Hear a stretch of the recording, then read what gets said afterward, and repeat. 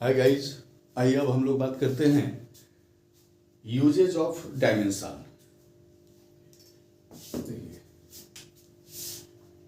Usage of dimension. Dimension के usages क्या है? सबसे पहला इसका यूज है कि it is used to check the correctness of equation. It is used to check whether the given physical or equation in physics are dimensionally correct or not wholly correct. Again I repeat the term dimensionally correct or not. ये बतलाता है कि कोई भी physics का दिया हुआ equation dimensionally correct है या नहीं है। सेकंड, ये बतलाता है relationship between different physical quantity. अलग अलग फिजिकल क्वांटिटी के बीच में एक रिलेशनशिप है, एक इक्वेशन आएगा तो वो क्या आएगा, ये हम लोग डायमेंशन से बनाते हैं। तीसरा है कि it is used to find out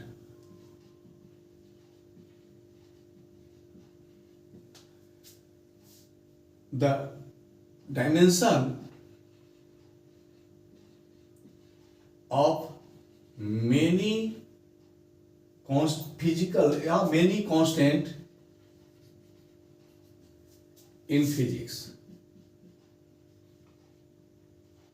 देखिए, फिजिक्स के अंदर में बहुत सारे कांस्टेंट है, जैसे वेलोसिटी ऑफ लाइट था, प्लैंक कांस्टेंट था, बोल्ट्जमैन कांस्टेंट है, स्टीफन कांस्टेंट है, परमिटिविटी है, परमिएबिलिटी है। तो ये इसके बारे में भी बतलाता है कि इसका डायमेंशन का कांस्टेंट क्या होगा। और चौथा हम लोग इसका यूज करते हैं to change from one system unit to change from one system of unit to other। one system of unit to other के बारे में यह बतलाएगा कि हम लोग कैसे एक सिस्टम ऑफ यूनिट को दूसरे में बदल सकते हैं।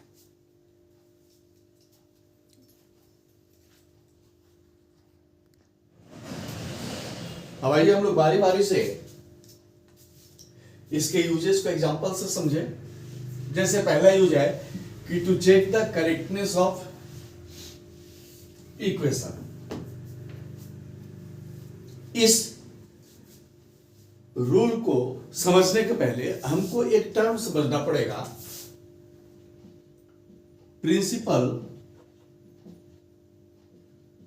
Of homogeneity.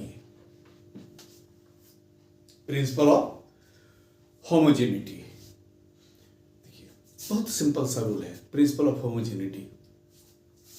अगर कोई भी इक्वेशन फिजिक्स में सही है या कोई भी रिलेशन अगर सही है तो उसके ईच टर्म का डायमेंशन भी सेम होगा। यानी कि S is equal to UT plus half AT square.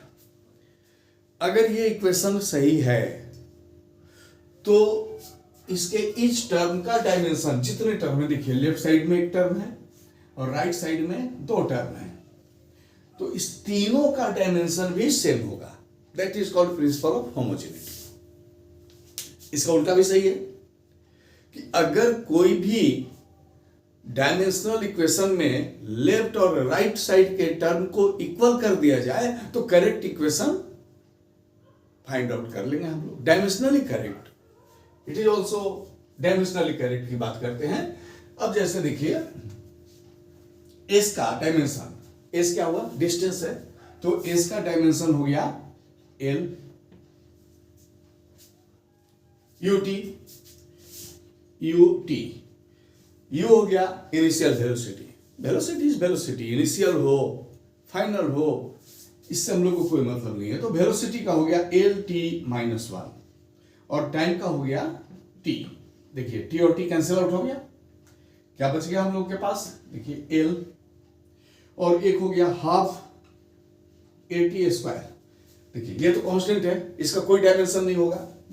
ए का हो गया एल टी माइनस टू और टी स्क्वायर, टाइम का तो टी स्क्वायर, देखिए प्लस और माइनस खत्म हो गया, ये भी हो गया L.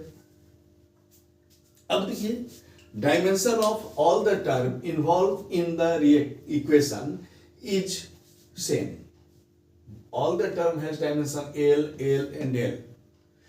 Therefore, this equation is dimensionally correct. I again repeat my word, dimensionally correct. अब बार बार आप बोल सकते हो कि सर आप बार बार डायमेंशनली करेक्ट की बात करते हैं, तो आप देखो एक एग्जांपल, हम गलत इक्वेशन लिखते हैं, आपको बिल्कुल समझ में आ जाएगा कि अगर आपके सामने हम बोलते हैं कि half S is equal to 5ut plus 9at square, check the correctness of equation. अब बोलेगा ना कि सर एकदम गलत है, ऐसा तो इक्वेशन हम लोग पढ़े ही नहीं है, ये हाफ एस है, इधर हो गया 5ut 9at स्क्वायर, ऐसा नहीं होता, इक्वेशन तो ये है। लेकिन देखिए हम डायमेंशनली इसको करेक्ट कैसे चेक कर रहे हैं, तीन टर्म है इसके अंदर में, पहला है हाफ एस, हाफ का तो निकलेगा नहीं डायमेंशन, एस का क्या हो जाएगा, देखिए एल, 5ut,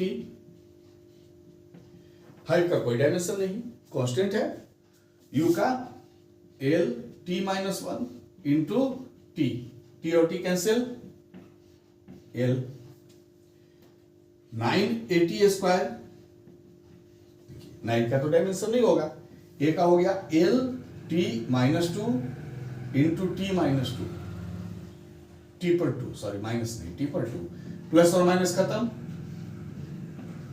बच गया। Then this equation is also dimensionally correct, but it is not actually correct. So in every questions when we are going to check whether the equation is correct or not, then we have to write this equation is always dimensionally correct, because actual correctness we can't find with the help of dimension. Always remember this one, क्योंकि constant का dimension नहीं होता और ये इसका limitations भी है dimension का। अब देखिए प्रिंसिपल ऑफ होमोजेनिटी से हम लोग इक्वेशन के करेक्टनेस को चेक करते हैं। अब अगर बात कर दे कि work is equal to mg h plus half mv square, ये एक अनजान सा इक्वेशन है, हो सकता है कि नहीं हो सकता है, डायमेंशनली करेक्ट ये हो सकता है कि नहीं हो सकता है, तो इसके लिए हम लोगों के पास फिर वही ऑप्शन आएगा ना। देखिए हमारे पास ऑप्शन क्या आ जाएगा कि भाई आपके पास तीन टर्म है, एक है वर्क, दूसरा है mgh, तीसरा है हाफ mv स्क्वायर। तो वर्क के लिए देखिए ml2t माइनस टू, पिछले वीडियो में आप देखिएगा निकाल के दिखाया गया है कि वर्क का क्या होता है, फोर्स इनटू डिस्प्लेसमेंट। अच्छा देखिए अब mgh में देखिए मास के लिए m, g क्या है, acceleration due to gravity, acceleration for what, nothing the matter, acceleration is acceleration, तो एक्सेलरेशन ड्यू टू ग्रेविटी हो या एक्सेलरेशन बाय द फोर्स हो उससे कोई मतलब नहीं है, इसका डायमेंशन होगा जो एक्सेलरेशन का डायमेंशन है एल टी पर माइनस टू, और एच हो गया हाइट, हाइट के लिए हम लोग लेंगे एल, एम इसका डायमेंशन को सॉल्व करते हैं, एम एल हो गया देखिए एल पर पावर 2 और टी पर हो गया माइनस टू, mgh का भी सेम आया। अब हाफ mv स्क्वायर का, देखिए हाफ का तो होगा नहीं, मास का m,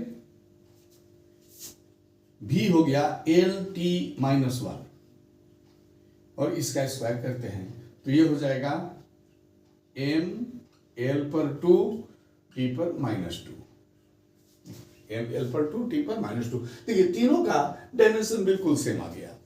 Therefore, by the principle of homogeneity, the dimension is, this equation is dimensionally correct because each term has the same dimension.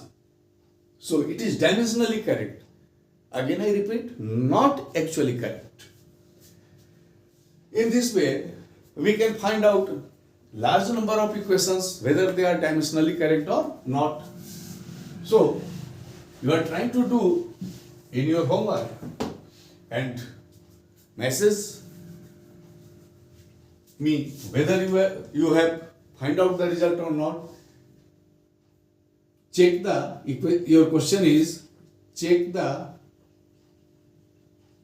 correctness of equation v is equal to u plus gt, v square is equal to u square plus twice as, f is equal to ma,